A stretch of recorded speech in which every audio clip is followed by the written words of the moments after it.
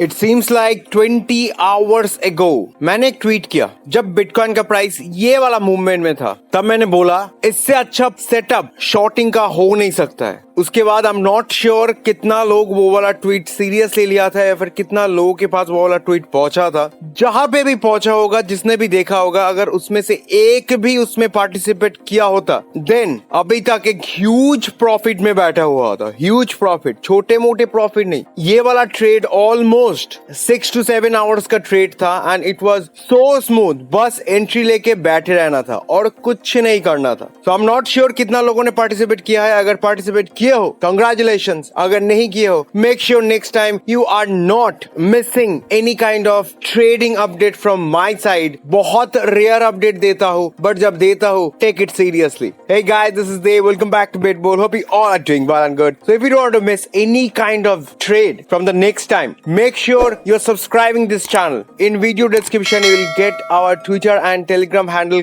link. Make sure you are joining all those platforms to get every fundamental signals and technical patterns, everything on time live. So कल के video में मैंने clearly बोला था कि bitcoin अभी जिस मूवमेंट पे है, ये मूवमेंट पे जितना भी रेजिस्टेंस लाइन है इतना इजी नहीं होगा बिटकॉइन के लिए। But I was expecting at least Bitcoin to touch this $33,000 before this downfall. But downfall तो तय था। तो चलो कल नहीं तो आज नहीं तो परसों होना ही था वो डाउनफॉल, वो हो चुका है। So now what is next? Bitcoin कौन से तरफ नेक्स्ट मूव करने वाला है, ऊपर और नीचे? So make sure you are watching this video till the very end to get all this technical news. साथ ही साथ one very shocking updates from Indian government which we all need to no.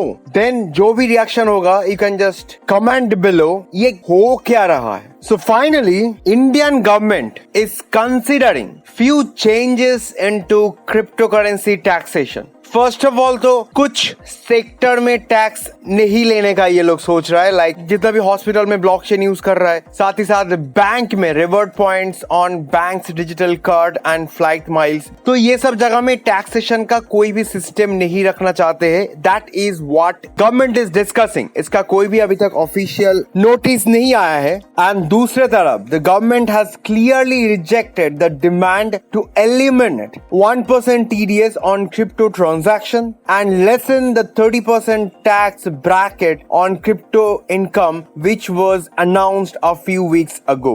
See, कमाई कहाँ से ज्यादा आता है government का? एक तो दारू से, दूसरा हेल्थ केयर से, मतलब हेल्थ केयर नहीं, हेल्थ डैमेज से, क्योंकि ये सब तो गवर्नमेंट का ही किया जा रहा है। हेल्थ डैमेज से जितना भी आप बीमार रहोगे उतना ही टैक्स हॉस्पिटल वाले गवर्नमेंट को भरेगा। एंड थर्ड, बैंक वालों से, क्योंकि वही तो है बैठा सब कुछ कलेक्ट करने के लिए। तो ये दोनों सेक्टर पे ये लोग टैक्स नहीं लेना चाहता है। बाकी कल कोई अगर किसी भी ऐसा कश्मीर स्टोरी पे फिर से कोई मूवी बना दे ब्लॉकचेन के ऊपर, उस पे भी टैक्स नहीं होगा, that is different story. But they are considering not to tax on hospitals and banking system, but जितना भी रिटेल ट्रेडर्स, जितना भी इन्वेस्टर्स है वो जाए, बस आप समझ लो वो जाए कहाँ पे। उन लोगों के लिए जो 1% TDS एंड 30% टैक्स का जो ब्रैकेट था उसको लेस करने के लिए बोला था, उसके ऊपर कोई भी चेंजेस नहीं होने वाला है। सो इससे अच्छा और क्या ही एक्सपेक्ट कर सकते हो। तो इसके मतलब आने वाले टाइम पे भी ये ब्रेन ड्रेन जारी रहेगा। जिन लोगों को कुछ उखाड़ना है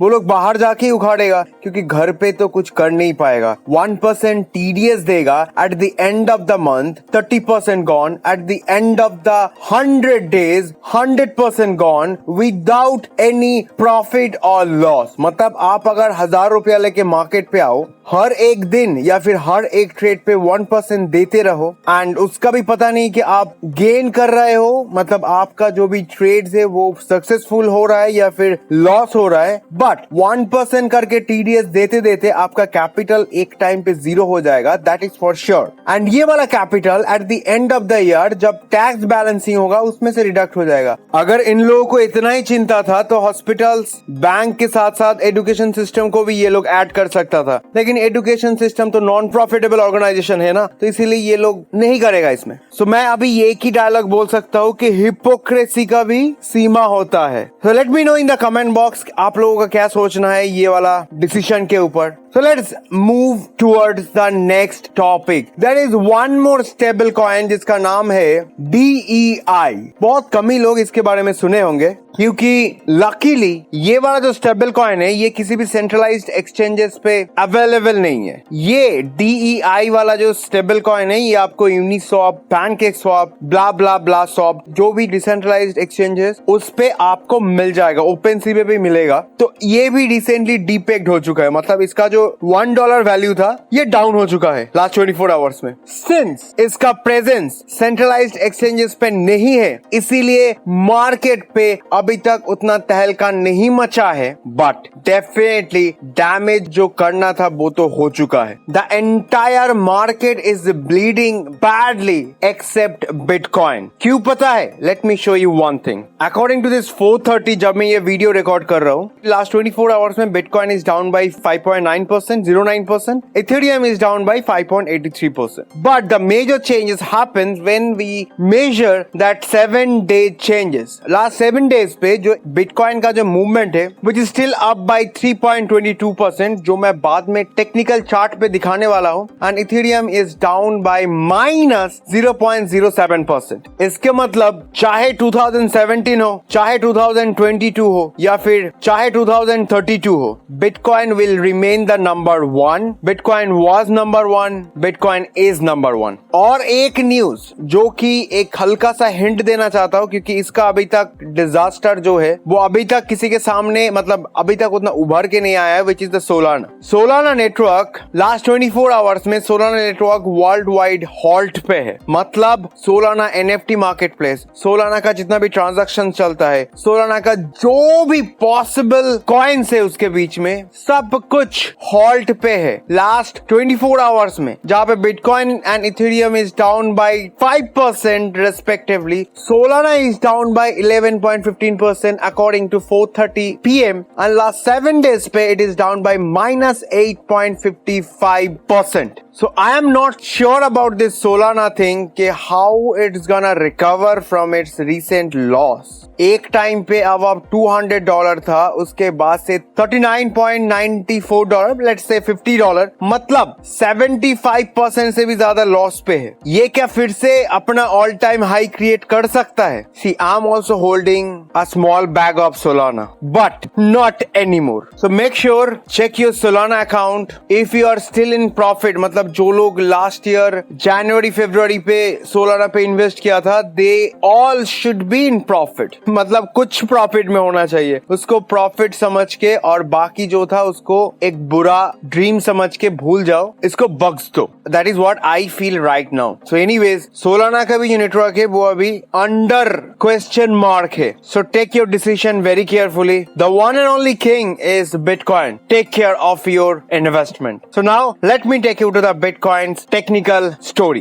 So according to this Bitcoin's recent movement, कल का जो मेरा शॉर्टिंग का अनाउंसमेंट था, this was back in here जब Bitcoin का प्राइस 30,000 के ऊपर ही था. जब मैंने ये ट्वीट किया था तब it was somewhere around 8 PM in the evening. क्योंकि ये जो 7:30 PM का जो रेड कैंडल है तब ये ऑलरेडी ऑनगोइंग था and I was damn sure कि ये रिकवर नहीं करने वाला है, मतलब ये नीचे जाएगा. तो I immediately posted that tweet कि इससे अच्छा मौका नहीं मिलेगा, इससे अच्छा सेटअप नहीं बनता है. Go for a short, bitcoin is going down. So now what is the next story? Bitcoin कहाँ पे जा रहा है? फर्स्ट ऑफ ऑल तो एक बहुत ही इंपॉर्टेंट लाइन मेंशन करना चाहता हूं, moving average, which is this yellow line. And bitcoin जो कि होल्ड कर रहा है since last 12th of May. So आज का जो डेट है 2 जून, मतलब almost it's about to be 1 month. So Bitcoin अगर ये वाला लाइन होल्ड करे then I would say this is a progression. And ये वाला जो पुल बैक था इसको हम बोलेंगे करेक्शन. अगर बिटकॉइन ये वाला लाइन मिस कर गया